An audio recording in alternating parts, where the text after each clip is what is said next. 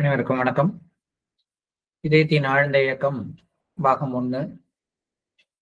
இதுல அன்புடன் பயிற்சி செய்தல் அப்படிங்கிற தலைப்புல நம்முடைய அன்பிற்குரிய தாஜி மாஸ்டர் 2014ஆம் ஆண்டு ஜூலை மாதம் 25ஆம் தேதி சாரிஜி மகாராஜுடைய பிறந்தநாள் விழா இறுதி நாள் என்று வழங்கிய அருள் செய்தியினுடைய சாராம்சத்தை படிக்க போறோம். இது புத்தகத்துல 119ஆம் பக்கம். அன்புடன் பயிற்சி செய்தல்.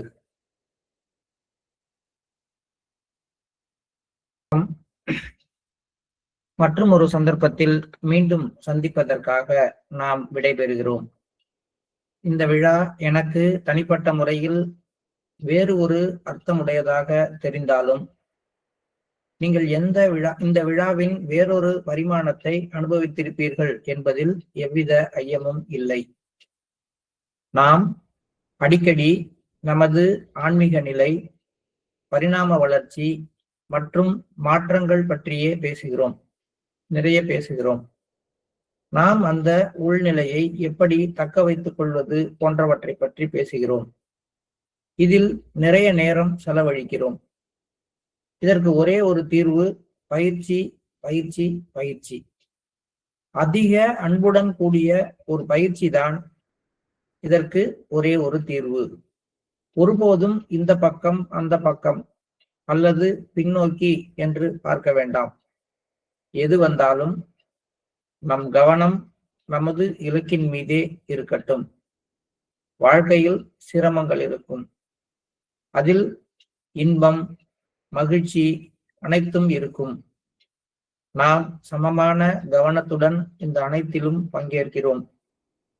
நிகழ்வானத்திற்காக நாம் மாஸ்டருக்கு நன்றி கூறி நம் பாதையில் முன்னோக்கி தொடர்ந்து செல்ல வேண்டும். சகஜ மார்க்கம் போன்ற ஒரு பயிற்சியை நாடியோ அல்லது அதை ஏற்கவோ முன்வருகின்ற புதிய ஆர்வலர்களிடம் நாம் பேசும் பொழுது பெரும்பாலும் என்ன சொல்கிறோம்?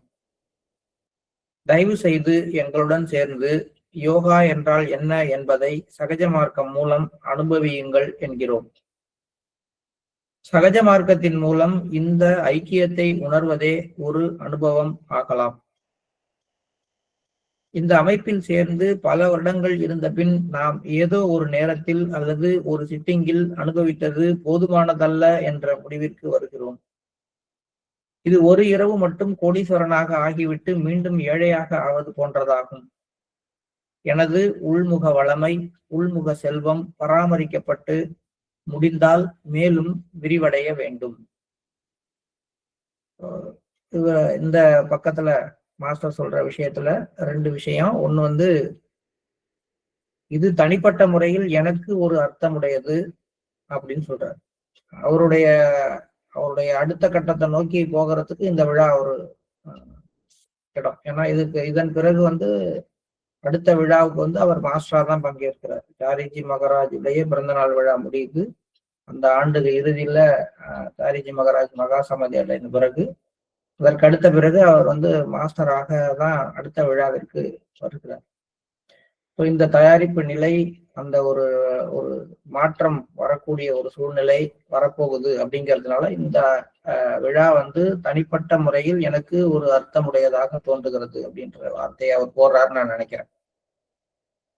ஆனா உங்கள் எல்லாருக்கும் வேறொரு பரிமாணம் இருந்திருக்கும், அதை நீங்க அனுபவிச்சிருப்பீங்க. ஆனா நம்ம நிறைய பேசுறோம், நிறைய விஷயங்கள் பேசுறோம். பேசுறதுனால எந்த மாற்றமும் வரப்போறது இல்லை. நம்ம பேசுற விஷயங்கள் எல்லாம் செயல்பாட்டுக்கு வரணும்னா அதற்கு ஒரே வழி பிராக்டிஸ் பண்றதுதான். அதனால பயிற்சியை மட்டும் தெளிவா செய்யுங்க.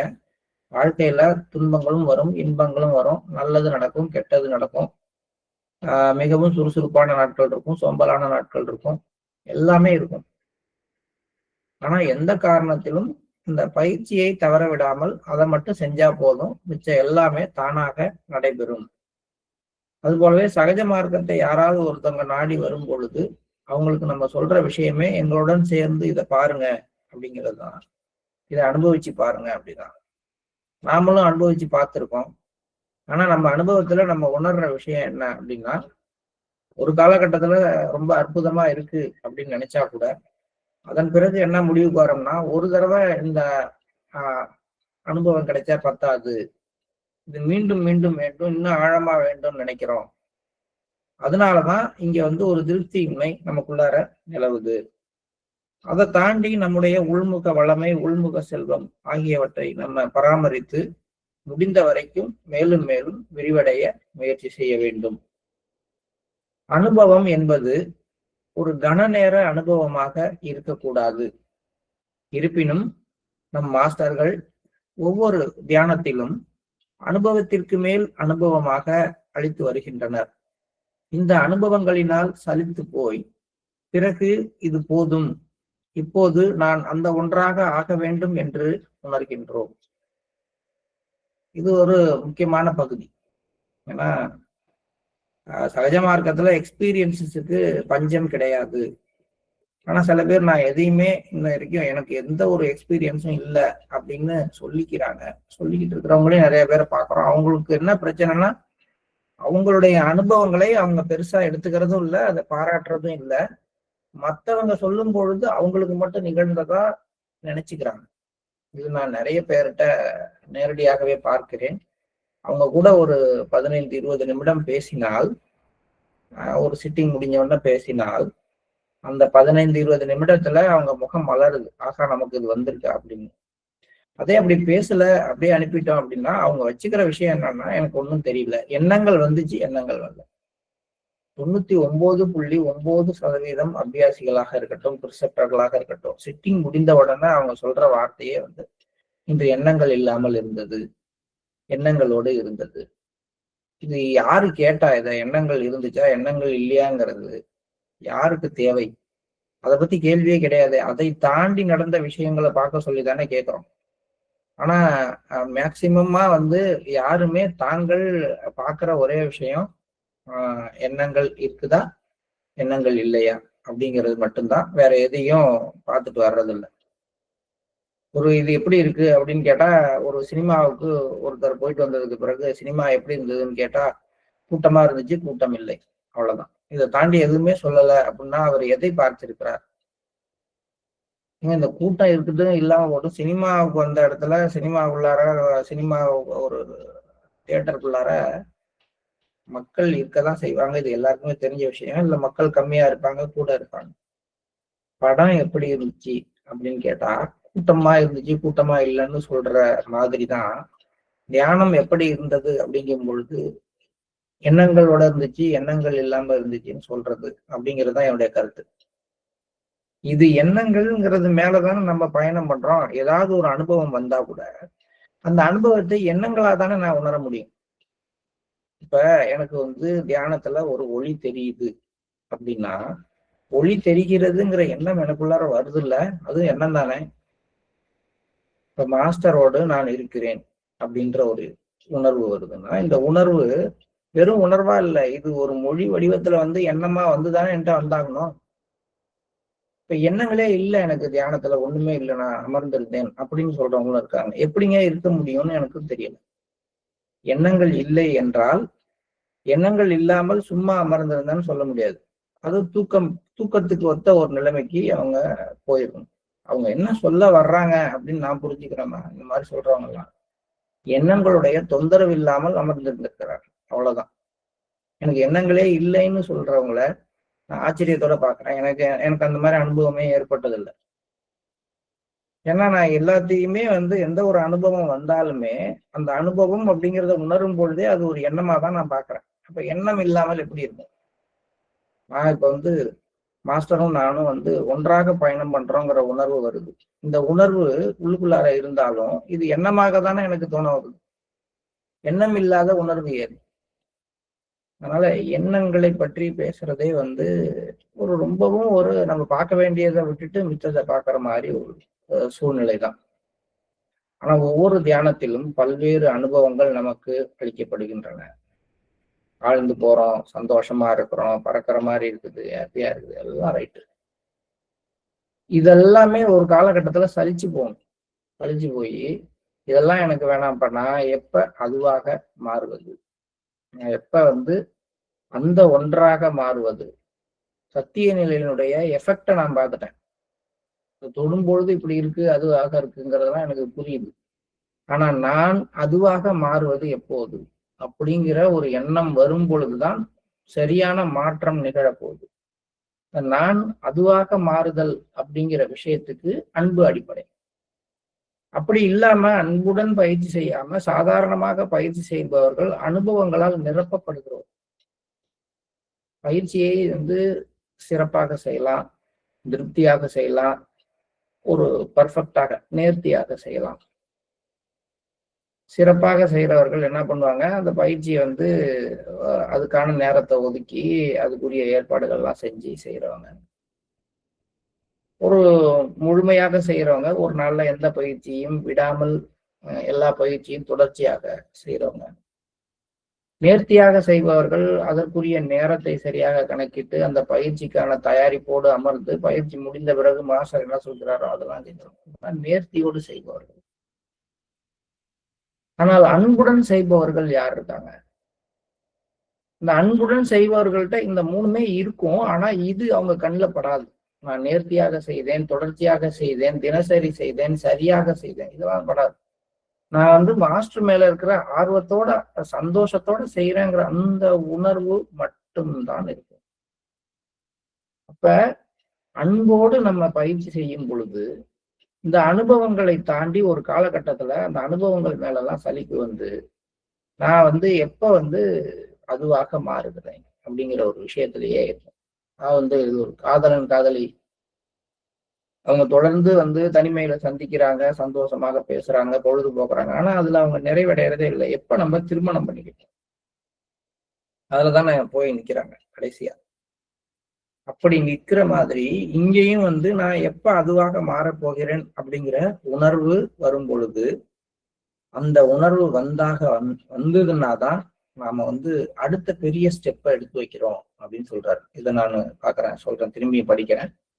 அனுபவம் அப்படிங்கிறது ஒரு கணநேர அனுபவமாக இருக்கக்கூடாது. நம் மாஸ்டர்கள் ஒவ்வொரு தியானத்திலும் அனுபவத்திற்கு மேல் அனுபவமாக நமக்கு அளித்து வருகின்றனர். இந்த அனுபவங்களினால் சலித்து போய் பிறகு இது போதும், இப்போது நான் அந்த ஒன்றாக ஆக வேண்டும் என்று உணரத் தொடங்குகிறோம். இந்த உணர்தல் வந்தால், அதாவது நான் அதுவாக ஆக வேண்டும் என்ற உணர்வதே நம் வாழ்வில் நாம் எடுத்து வைக்கும் மிகப்பெரிய அடியாகும். அதன் பிறகு நாம் நம் வாழ்க்கையில் மாற்றங்களை கொண்டு வர ஆரம்பிக்கிறோம்.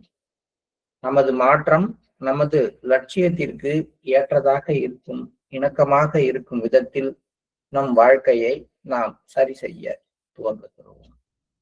இப்ப எப்ப நம்ம மாற்றங்களை விரும்பி ஏற்கிறோம், எப்ப நம்மளை சீர் செய்து கொள்கிறோம்னா, நான் அதுவாக மாற வேண்டும், நான் அதுவாக மாற வேண்டும் அப்படிங்கும் பொழுது இதெல்லாம் மாத்திக்கிறேன். இப்ப நான் பயிற்சி செய்யறேன். ஆனால் இந்த பயிற்சிக்கும் அந்த பயிற்சிக்கும் என்ன வித்தியாசம் அப்படின்னா, இப்ப நான் பயிற்சி பண்ணும் பொழுது நான் இதுவாகவே இருப்பேன். நான் ஒரு சிறந்த குடும்ப தலைவனாக இருப்பேன், சிறந்த ஆசிரியராக இருப்பேன், இல்ல சிறந்த ஒரு அதிகாரியாக இருப்பேன். இதற்கு நான் தியானத்தை பயிற்சியினுடைய அனுபவத்தை தியானத்தினால் பெற்ற பின் விளைவுகளை எப்படி பயன்படுத்திக்குவேன். இப்படி இருக்கிறது ஒரு விதம். அதாவது இந்த பயிற்சியை ஒரு மருந்து மாதிரி நமக்கு நம்முடைய லைஃபுக்கு சப்போர்ட் பண்ற ஒரு விஷயமாக எடுத்துக்கொள்வது ஒரு விதம். இது கீழ்நிலை. இந்த பரிமாணத்திலிருந்து இன்னொரு பரிமாணம், நான் இதுவெல்லாம் அல்ல, நான் அதுவாக மாற வேண்டும், நான் சத்திய நிலையாக மாறணும், மாஸ்டராக மாறணும். அப்படிங்கும் பொழுதுதான் நான் ஒன்னையும் வேற மாதிரி சிந்திக்க ஆரம்பிப்பேன். நான் இப்ப மாஸ்டரா மாறணும்னா என் லைஃப் ஸ்டைல் இது மாதிரி இருக்கக்கூடாது. நான் மாஸ்டரா மாறணும்னா என்னுடைய கவனம் இது மேல நிலைக்க கூடாது, இதை நோக்கி போகக்கூடாது. நான் அதுவாக மாற வேண்டும் என்றால் அதை போன்ற ஒரு வாழ்க்கை முறையை நான் வாழ வேண்டும் அப்படிங்கிற உணர்வு வரும் பொழுது இந்த தியானம் பண்றதை எடுத்து வச்சுக்கிட்டு நம்ம ஒன்னும் அப்ளை பண்றது, அதாவது இதுக்கு பயன்படுத்தினேன் இதுக்குதான் தியானம் பண்றேன் அப்படிங்கிற சூழ்நிலையில இருந்து கொஞ்சம் ரைஸப் ஆகிறோம். அதுதான் பியாண்ட் அப்படின்னு சொல்றோம். இதற்கும் அப்பால் உயர்தல் அப்படின்னா, ஆரம்ப காலகட்டத்துல வாழ்க்கையை சீர் செய்து கொள்வதற்காக தியான பயிற்சி செய்ய ஆரம்பிச்சுட்டு ஒரு குறிப்பிட்ட காலத்துக்கு அப்புறமேட்டுக்கு நான் அந்த ஒன்றோடு அன்போடு பயிற்சி செய்கிறப்ப இதெல்லாம் வேண்டாம், நான் அதுவாக உயர வேண்டும் அப்படிங்கிற ஒரு எண்ணத்துக்கு வர்றது. இதுவும் எகைன் திருப்பி இந்த காதலன் காதலி மாதிரிதான். ஆரம்ப காலகட்டத்துல வந்து ஒரு காதலி ஒரு காதலனோடு பேசுறதோ அவங்களை சந்திக்கிறதோ இருந்தாலும் தன்னுடைய குடும்பத்தை விட்டு கொடுக்க அவங்க ரெடியா இருக்க மாட்டாங்க. குடும்பத்தினுடைய ஒரு எந்த ஒரு பங்கமும் ஏற்படாமல் குடும்பத்தினர் மீது இருக்கிற அன்பு அதிகமாக இருக்கும். காதலன் மீது இருக்கிற ஈர்ப்பு இருக்கும். இப்படியாக அவங்களுடைய காதல் தொடரும். ஆனா ஒரு கட்டத்துக்கு பிறகு அவங்களுடைய அன்பு ஆழமாக காதலன் மீது பதியும் போது அவருக்காக அவரோடு ஒன்றாக இருப்பதற்காக தன் குடும்பத்தை விட தீர்மானிப்பாங்க. தன்னை வளர்த்தவர்களை விட தீர்மானிப்பாங்க. தன் சகோதர சகோதரிகளை விட்டு விட்டு நீங்குவதற்கு தீர்மானிக்கிறார். இதே விஷயம்தான் இங்கேயும் நடக்குது. ஆரம்ப காலகட்டத்துல நம்ம குடும்பத்தை சீர் செய்யறதுக்காக சரியா வைத்துக் கொள்வதற்காக இந்த பயிற்சியை செய்ய ஆரம்பிச்சோம். பயிற்சியினால் பெற்ற அனுபவங்கள் நமக்கு சந்தோஷத்தை கொடுத்தது. அதனால குடும்பத்தையும் அதையும் பேலன்ஸ் பண்ண பார்த்தோம். உலக வாழ்க்கையும் அதையும் பேலன்ஸ் பண்ண பார்த்தோம். இப்பெல்லாம் நம்ம நோக்கம் எதுல இருந்துச்சுன்னா உலக வாழ்க்கையோடு தெய்வீகத்தை சமநிலைப்படுத்துறதுலதான் இருந்தது. ஆனால் மெல்ல மெல்ல நீங்கள் அன்புடன் பயிற்சி செய்ய ஆரம்பித்து அந்த ஒன்றின் மீது அந்த உயர் சுயத்தின் மீது உங்களுடைய அன்பு அதிகமாகும் பொழுது நிலைமை மாறி நீங்க ரைஸ் பியாண்ட் திஸ். எப்படி வந்து அவர்கள் இதை எல்லாத்தையும் விட்டுட்டு அதுக்காக வர்றாரு அப்படின்னா அப்பா அம்மா வேணான்னு கிடையாது, அண்ணன் தங்கச்சி எல்லாம் வேணான்னு கிடையாது. ஆனால் இதையெல்லாம் விட ஒன்று முக்கியமானது, அதனோடு இருந்து கொண்டு இவற்றை நான் அனுபவிப்பேன் அப்படிங்கிற சூழ்நிலை வரும்பொழுதுதான் அங்க வந்து அந்த காதல் வந்து ஒரு புனிதமானதாகவும் ஒரு வெற்றி பெற்றதாகவும் மாறுவது மாதிரி இங்க வந்து நம்ம பயிற்சி முறையில அன்புடன் பயிற்சி செய்து ஒரு லெவலுக்கு நம்ம முன்னேறும் பொழுது நம்ம இந்த உலகாயத விஷயங்களை சமநிலைப்படுத்திக் கொள்வதற்காக பயிற்சி செய்வதிலிருந்து கொஞ்சமா மாறி அந்த ஒன்றாக மாறுவதற்கு அதற்கு ஏற்றவாறு தன்னை திருத்திக் கொள்வதற்கு முயற்சி செய்கிறோம். இது வந்து நீங்க சங்க பாடல்கள் எல்லாம் பாத்தீங்கன்னா இது ஒரு அழகான எடுத்துக்காட்டு இருக்கும். நிறைய பாடல்கள் இருக்கு. நான் ஒரே ஒரு பாட்டு மட்டும் எடுத்துக்காட்டு சொல்றேன். அதாவது வந்து ஒரு பொண்ணு வந்து காதலனை காதலிக்குது. அந்த பொண்ணு எப்படி வீட்டுல இருக்குது அப்படின்னா 3 வேளையும் அம்மா தான் வந்து பால் சோறு போட்டு ஊட்டி விடணும். ஒரே விளையாட்டு குணம் தான், எந்த நேரமும் தோழிகளுடைய விளையாட்டு. அந்த ஒரு எந்த ஒரு பொறுப்பும் கிடையாது. ரொம்பவும் துள்ளி தெரியுது. இந்த பொண்ணு ஒரு ஒரு பையனை காதலிக்குது. ஒரு காலகட்டத்துல வந்து அவங்க அப்பா அம்மா வந்து ஒத்துக்காததுனால உடன்போக்கு. அப்ப வந்து இதை உடன்போக்குன்னு தமிழ்ல சொல்லுவாங்க. அதனால கிளம்பி அந்த பையனோட வேற ஒரு இடத்துக்கு குடும்பம் நடத்த போயிடும். இப்ப வந்து அவங்க அம்மா அப்பா கொஞ்சம் வருத்தப்பட்டுட்டு சரி கொஞ்ச நாள் கழிச்சு அந்த பொண்ணு எப்படி எப்படி குடும்பம் நடத்துது அப்படின்னு பாக்குறதுக்காக போறப்ப அந்த பொண்ணுடைய நிலைமையை பார்த்து வியந்து அந்த அம்மா சொல்றாங்க, இப்ப எல்லாத்தையுமே மாத்திக்கிட்டா, இங்க 3 வேளையும் பால் சோறு கொடுத்தேன், அதை திங்க மாட்டேன்னு ஒதுக்குறா. அங்க ஆறு ஓடி போய் ஓடின இடத்துல வந்து தண்ணி வத்தி போறப்ப எப்படி பாத்தீங்கன்னா தண்ணி எங்கேயோ ஒரு இடத்துல ஓடிட்டு இருக்கும், நடுப்புற திட்டா மணல் தெரியும்.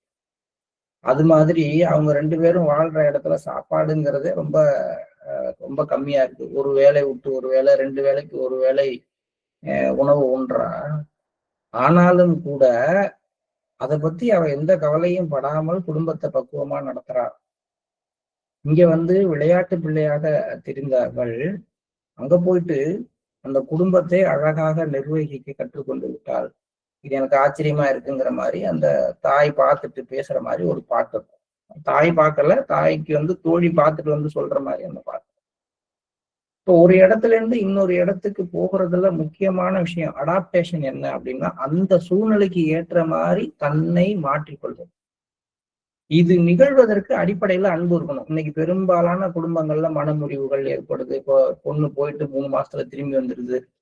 என்னன்னு கேட்டா தான் குடும்பத்துல எப்படி இருந்தமோ அதே மாதிரி சூழ்நிலை அங்க வேணும்னு எதிர்பார்க்கிற அந்த மனநிலையில மாற்றம் கிடையாது.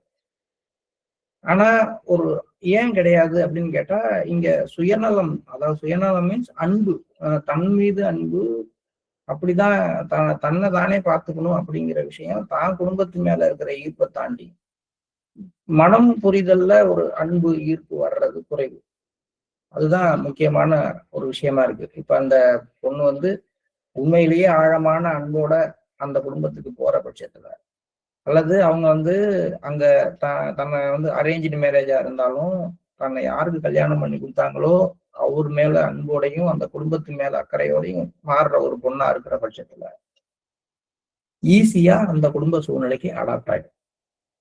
அல்லது தன்னை தயார்படுத்தி கொண்டு அதுல வேரோடி, அந்த வேரோடைய பிறகு அது ஒரு மரம் மாதிரி அங்க வளர்ந்து, அது இல்லாம அந்த குடும்பமே இல்லைங்கிற ஒரு சூழ்நிலையை அவங்க ஏற்படுத்துவாங்க. இதுக்கு நிறைய தியாகம் தேவை, நிறைய பொறுமை தேவை, நிறைய பணிவு தேவை. ஆனா இதெல்லாம் இருக்கும் பொழுது அவங்க அங்க மலர்ற விதம் வேறையாக இருக்கும். இந்த குடும்ப வாழ்க்கையும் இந்த அமைப்பு முறையும் நம்முடைய ஆன்மீக வாழ்க்கையும் ஒரே மாதிரி தான். ஒரே மாதிரியான நிகழ்வுகள் தான் இங்கேயும் அங்கேயும் நடக்குது. இங்கேயும் நீங்க வந்துட்டு இதுவல்ல நான் அதுவாக மாற வேண்டும் அப்படின்னு நீங்க நினைச்ச மாத்திரத்துல, அந்த உணர்தல் வந்த மாத்திரத்துல கொஞ்சம் கொஞ்சமாக அதுல வேரோடுறதுக்கு ஏத்த மாதிரி எண்ணங்களை சீர்திருத்திக் கொள்கிறோம், நம்முடைய செயல்பாடுகளை சீர்திருத்திக் கொள்கிறோம், நம்முடைய வாழ்க்கை முறையை சீர்திருத்திக் கொள்ளலாம். அதுவா மாறணும்னா இதெல்லாம் எனக்கு இருக்கக்கூடாது, இது மாதிரிதான் இருக்கணும். அங்க எனக்கு வந்து திருப்தி இருக்காது, மகிழ்ச்சி இருக்காது. நான் இதுவரைக்கும் வாழ்ந்த வாழ்க்கையில எனக்கு கிடைத்த அந்த விஷயங்களை எல்லாம் நான் கைவிட தீர்மானிக்கிறேன். பாபுஜி லாலாஜியை பார்த்து எல்லாம் அவருதான் முடிவு பண்ண பிறகு அவருக்கு வேறு எதுவுமே தேவைப்படவில்லை. இது எல்லாத்தையும் விட்டுட்டு அவருடைய வாழ்க்கை முறை முற்றிலுமாக ஒருவரை சார்ந்ததாக மாறி அவரை திருப்திப்படுத்துவதும் அவர் நினைக்கிற மாதிரி மாறுவதுமே தன்னுடைய தன்மைன்னு மாறி போன மாதிரி இங்கேயும் இதெல்லாம் நமக்கு நடக்க தொடங்கும். இதுக்கெல்லாம் எது காரணமா அமையும்னா பயிற்சி கிடையாது, அன்போடு செய்யற பயிற்சி. அதான் மாஸ்டர் அழகா சொல்லி முடிக்கிறாரு. ஆனா முதல் நாள் 2வது நாள் டாக்ல எல்லாம் பாத்தீங்கன்னா அவர் வந்து நிறைய விஷயங்கள், பரிணாம வளர்ச்சி, அதே மாதிரி வந்து மாற்றங்கள், எப்படி வந்து தியானத்தை வந்து சூட்சுமமாக நுணுக்கமாக செய்யறது, டெக்னாலஜி எல்லாம் கொடுத்துட்டு ஃபைனல் டேல அவருடைய கன்க்ளூஷன் என்னவா இருக்குது? முதல்ல சரணாகதியை பத்தி பேசினாரு இதுக்கு முதல் டாக்ல. இப்ப அன்பை பத்தி பேசுறாரு. சரணாகதியிலிருந்து அன்பு மாஸ்டர் வந்து பேசுறாரு. ஒரு ஒரு சீரீஸ் ஆஃப் டாக்ஸ். இப்ப 23, 24, 25 திருப்பூர் ஜூலை ஃபங்க்ஷன்ல நம்ம பேசின எல்லா வீடியோவையும் எடுத்து ஒன்னா வச்சு அதுல உள்ள மைய கருத்துக்களை பாத்தீங்கன்னா அது எல்லாத்துக்கும் ஒரு பேச்சுல அவர் சொன்ன கருத்துக்களுக்கு எப்படி தொடர்பு இருக்கோ அது மாதிரி இந்த அனைத்து சொற்பொழிவுகளையும் ஒன்னா தொகுத்து பாத்தீங்கன்னா அதுக்குள்ளார ஒரு வரிசை இருக்கும். அந்த வரிசையில நேத்திக்கு சரணாகதியை பத்தி பேசினவர். சரணாகதி வந்து எதன் மூலம் எதை வளர்க்கிறது? அன்பை வளர்க்கிறதுன்னு நேத்திக்கு சொன்னார். நீங்கள் அந்த மாதிரி ஒரு அன்பை பெறுவது எப்படி? சரணாகதி மூலமாக. இன்னைக்கு அந்த அன்பை சொல்லிட்டு அந்த அன்போடு பயிற்சி செய்தால் இந்த விளைவுகள் என்னவாகும் அப்படின்னா அனுபவங்களை எதிர்நோக்குகின்ற தன்மையிலிருந்து அப்படியே மாறி நான் அதுவாக மாற வேண்டும்ங்கிற இயக்கம் வந்துடும். இப்ப நான் வந்து இன்னைக்கு காலையில தியானத்துல உட்காரும் பொழுது மாஸ்டர் என்ன கொடுக்குறாரோ ஏத்துக்கிறேன் அப்படிங்கிறது வந்து பணிவா இருக்கலாம். நான் காலையில தியானத்துல உட்காரும் பொழுதே இதுவா நான் இருக்கக்கூடாது, நான் நீங்களா மாறிடணும் மாஸ்டர், நானே அதுவாக நீங்களாகவே நான் மாறிவிட வேண்டும் அப்படின்னு இயக்கத்தோட உட்கார்ந்தால் அந்த தியானம் வேற மாதிரி இருக்கணும். அந்த எண்ணம் ஆழமா பதிஞ்சால் அதுக்கு ஏற்ற மாதிரி நம்மளுடைய லைஃப் ஸ்டைல், நம்முடைய திங்கிங் பேட்டர்ன், நம்மளுடைய அணுகுமுறை, அப்ரோச் எல்லாமே மாறி போகும். பிறகு இதுவும் நிரந்தரமாக இருக்கும் ஒன்றில் முடிவுற வேண்டிய ஒரு செயல்பாடாகும் என்ற வேறொரு சித்தாந்தம். அப்ப அது மட்டுமானா நானே அதுவாக மாற வேண்டும் அப்படிங்கிற ஒண்ணு கூட திரும்பியும் மாறும். அது என்ன ஆகும்னா எப்பொழுதும் நிரந்தரமாக இருக்கிற ஒன்றில் அதுவா அது வந்து முழுக்கிடணும் அப்படிங்கிற எண்ணமாக மாறிவிடுகின்ற மற்றொரு விஷயம் நம்ம முன்னாடி வரும். இனியும் நாம் ஏதா ஒன்றாக மாறுவதில்லை, ஆனாலும் எப்போதும் அதுவாகவே இருக்கும் நிலைக்கு வருகின்றோம்.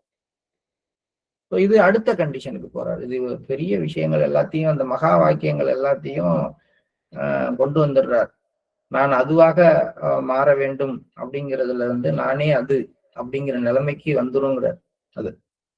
இனியும் நான் ஏதோ ஒன்றாக மாறுவதில்லை, ஆனால் எப்போதும் அதுவாகவே இருக்கின்ற நிரந்தரமான ஒரு ஜீவித நிலைக்கு வருகிறோம். இறுதியாக இதில் உள்ள வேடிக்கை என்னவெனில், இந்த இறுதியான இருப்பினுள் நம் ஜீவிதத்தையே நாம் கரைத்துக் கொள்கிறோம். கடைசியா ஃபைனல் கண்டிஷன் என்ன அப்படின்னா, நான் அப்படிங்கிற விஷயத்தை நானே அந்த நிரந்தரத்திற்குள் கரைத்து விடுகிறேன். நான் இனிமேலும் ஜீவித நிலையில் இல்லை. அதுக்கப்புறம் எனக்குன்னு தனி எக்ஸிஸ்டன்ஸே கிடையாது, நானே கிடையாது. இறுதியாக எதுவாக நான் இருந்தனோ அதுவாகவே மாறி அந்த வீட்டை அடைந்து விட்டோம் அப்படிங்கிற ஒரு நிலைமைக்கு வர்றோம். இந்த கருத்தின் மீது தியானம் செய்யுங்கள், நன்றி அப்படின்னு சொல்லி முடிக்கிறாரு. கடைசியில சொல்ற எல்லாமே மிக சூட்சுமமான, மிக ஆழமான பொருள் உள்ள வார்த்தைகள். நம்ம முடிஞ்சால் இதை நிறைய முறை இந்த ஒரு பாராவை மட்டும் கூட படித்து படித்து தியானம் பண்ணி பார்க்கலாம். இப்ப நம்ம இதை மீண்டும் ஒரு முறை படிப்போம், இந்த கடைசி பாராவை. அதனுடைய ஆழத்தின் மீது, அந்த கருத்தினுடைய ஆழத்தின் மீது போய் நம்ம தியானம் பண்ணணும்னு சொல்லியிருக்காரு மாஸ்டர். அந்த மாதிரி இன்னைக்கு தியான அமைதான் பார்ப்போம். நானே அது அப்படிங்கிற ஒரு விஷயத்துக்கு நான் மாறணும். அப்படி மாறிவிட்டால் அந்த நமது மாற்றம் நமது லட்சியத்திற்கு ஏற்றதாக இணக்கமாக இருக்கும் விதத்தில் நாம் நம் வாழ்க்கையை சரி செய்ய துவங்குகின்றோம். பிறகு இதுவும் ஒரு நிரந்தரமாக இருக்கும் ஒன்றில் முடிவுற வேண்டிய ஒரு செயல்பாடு என்ற வேறொரு சித்தாந்தம் நமக்குள் ஒதுக்கிறது. இனி நாம் ஏதோ ஒன்றாக மாறுவதில்லை, ஆனால் எப்போதும் அதுவாகவே இருக்கும் நிலைக்கு வருகின்றோம். மாறுவதாக, இதிலிருந்து அதுவாக மாறுகிறோம், அதிலிருந்து அதுவாக மாறுகிறோம். அது மாறிக்கிட்டே இருக்கும் பொழுது அது நேத்தின்னு சொல்லி இந்த நிலை இல்லை, இந்த நிலையில் நம்ம போவோம். இனியும் அந்த நேத்தி கிடையாது.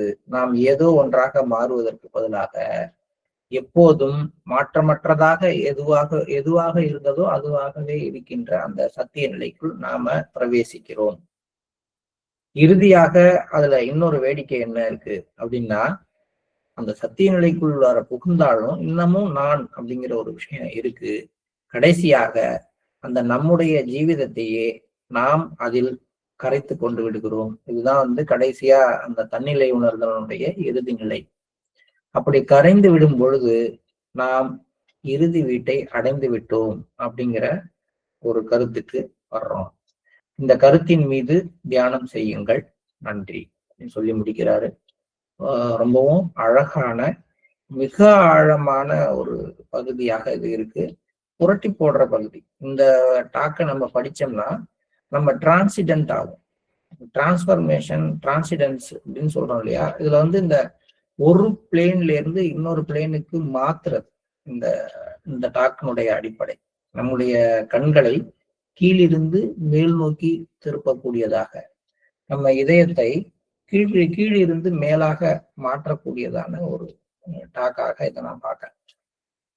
புத்தகம் வைத்திருக்கிறவங்க முழுமையா இந்த டாக்கை திரும்பி ஒரு தடவை 2 முறை படிக்கும்படி கேட்டுக்கிறேன்.